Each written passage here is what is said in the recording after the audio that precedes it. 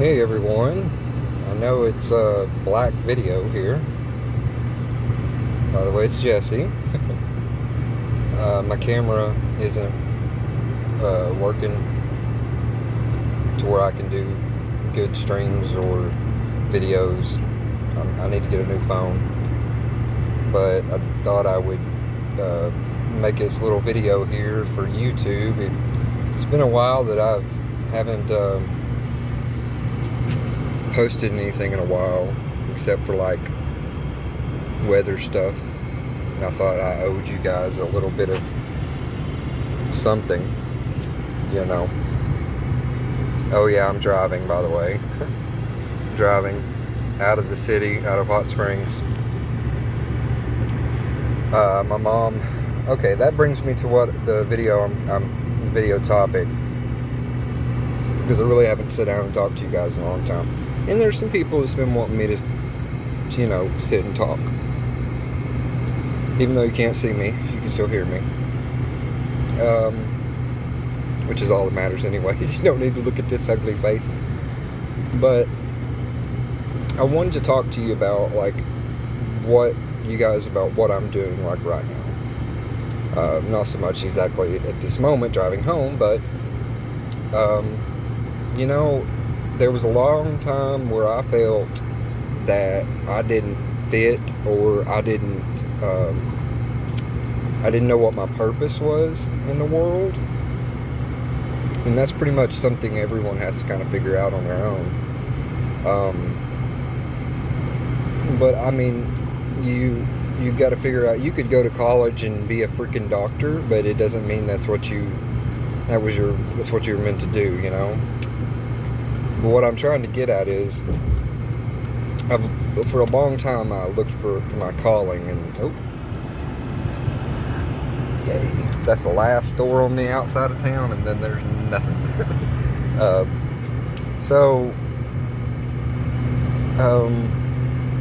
Your worth. You got to figure out your worth, what you are meant to do. And I'm not saying that I'm meant to be in the position I am now, but given that I have some mental afflictions and stuff that I've battled since I was very young, very, very young, that have gotten so much better with medication and with time and stability, and all that good jazz. I have spent since 2010, I had a botched surgery, guys. I mean, most of you know that. If anybody's new listening, well, they're probably not even listening, you know what I mean? But those of you that want to know, or do know, I had a botched surgery in 2010, and it took me out. And I'm talking took me out and took me down. And I wasn't in a great mental state. I mean, I wasn't medicated at the time, but I was actually stable. I wasn't medicated. I wasn't like the best. I was still depressed, and I still had extreme anxiety, which I still have extreme anxiety. But the depression has lessened so much in the past few years. However, it took me out, and I thought, I'd be able to go back to work, and I had the most stable job. I had a stable house. I had stable income. Everything was going great, and then I had the surgery, and it took me out. And I mean, when you have something like that happen to you when you're almost die, you hope to recover, but then the recovery time will be ages, and it was ages. I wasn't able to go back to work, still not able to go back to work, because it left me with other afflictions. Even though having that happen, I started on my medication. I got better in my head. It's left me with other afflictions, like other types of anxiety came on. And so I haven't been able to work, but I have been taking care of my grandparents and whoever else needs it. You know what I mean? I've been taking care of everyone around me since 2011. And then my mom, those of you that know my mom or saw the videos of her on drugs or drunk and out of control, that was her mental state mixed with alcohol and other things, it just wasn't good. But now my mom has been with me since May, I believe, and things are so much different. And I mean different.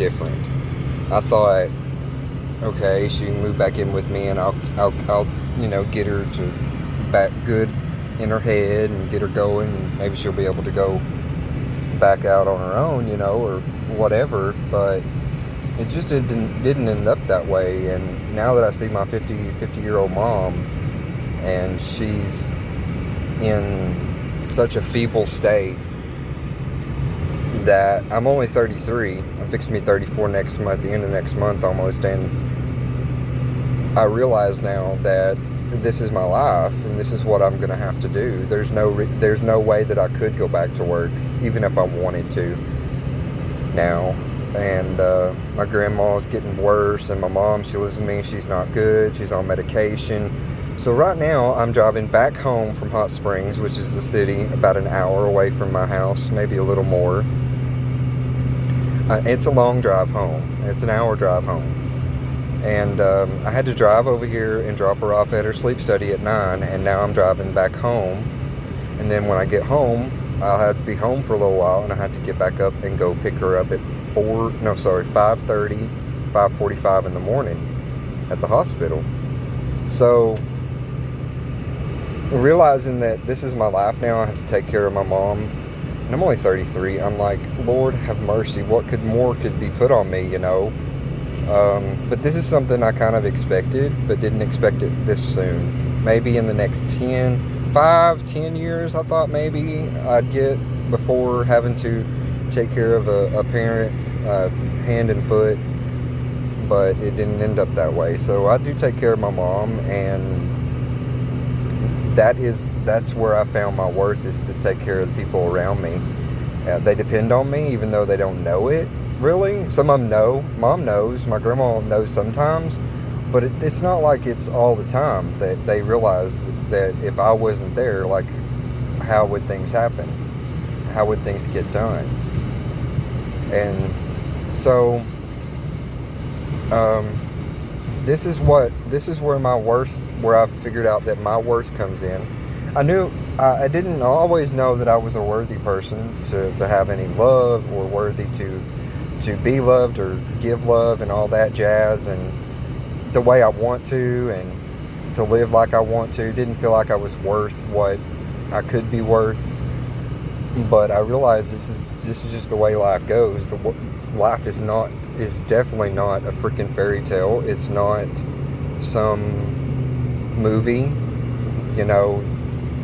Real life is real life, and when you have a responsibility, even though you shouldn't have, or you don't think it's time, sometimes it doesn't matter. Your parents ain't gonna always be there, and they can get sick very quickly, and you have to take care of them. And if you don't, who will? Well, that's my situation. And so I just want anybody to know, if they're out there taking care of their parent, even if their parent really doesn't realize it, you're actually doing a good thing. And there may be times where you think, oh my God, what am I going to do? I can't live this way. And like, what is the purpose or whatever of this? Why would I want to suffer? Or why would I want to seem like I'm suffering? And all that jazz. Well, the bottom line is, if you haven't noticed lately, shit's not going the best around the country, and it's been going down since 2001. And I will always be a firm believer that in 2001 is when the tide turned, and things ain't ever going to be like they were, at least not for another 100 years. It's never going to get like what we think in our lifetime, as far as the way it used to be. Go to the store and you can buy plenty of food. No, that's not how it is these days. So just realize that you're worth a lot. And if it wasn't for me right now, my mom would not be at this sleep study. She would not be getting her heart checked and her breathing checked. because there would be no one else to do it. And she actually lives with me, and I take care of her. So what I mean by that is, like, there's no finance, there's no real big finance, there's no living large, there's no, we have to live pretty much week to week. It's never going to be easy again. And I realize that, and I've accepted it. And once you accept where you are in life, even if it's something you don't want to do for the time, it's so much easier once you accept that you're in this position for the next however long. And what would happen if you were to just up and leave? Some people would make it, some people wouldn't. My mom, she wouldn't have she wouldn't be able to do anything. She'd be in a home or in a nut house, locked up, if it wasn't for me. So I know that it's not the life I always wanted, and things don't turn out the way they do, but there's always time after. And I don't want to think morbidly, like, when is my mom going to pass away? Because it could be tomorrow, and it could be another 15, 20 years. But you have to accept what you have, your cards that are dealt. And if you have food in your stomach, and if you're warm and you're cool, and you've got your amenities, you can take a shower, you don't gotta have satellite TV. I haven't had satellite TV or a working cell phone since like 2014. So you can do it, and it may not be easy, but you have to find the happiness where you're at, and you have to accept that you're not gonna, something's not gonna fall on your plate. It's not $1 million is not gonna just fall on your plate. And that doesn't mean for you to get upset about it and think, oh, well, I won't be able to do all these things in the world. Well, guess what?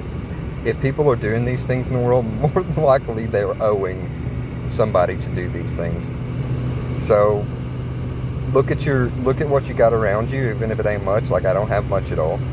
And I appreciate it, and I appreciate that I'm fed and I'm clothed and I'm somewhat happy.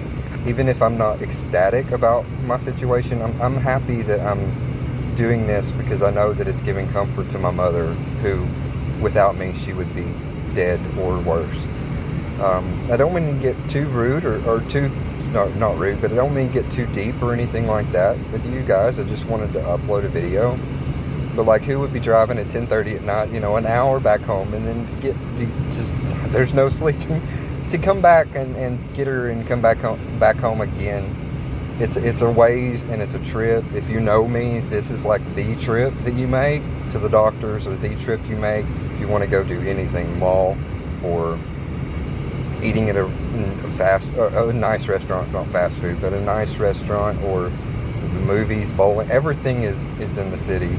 This is a really desolate road on the way back. There's nothing, and I'm glad there's no traffic or anything like that. I can be appreciative for that, for sure. But to my subscribers that have been with me forever and a day, I appreciate you hanging in there with me. I'm still here. I haven't been real active on the tubes lately, per se, like the past 2 years, because it's just changed a lot, and it's harder to find your niche, and your friends are most of the friends, have been long gone to other places that are left YouTube, which a lot of my friends unfortunately have left YouTube that did stream or upload videos, because it's become a bit of a hassle.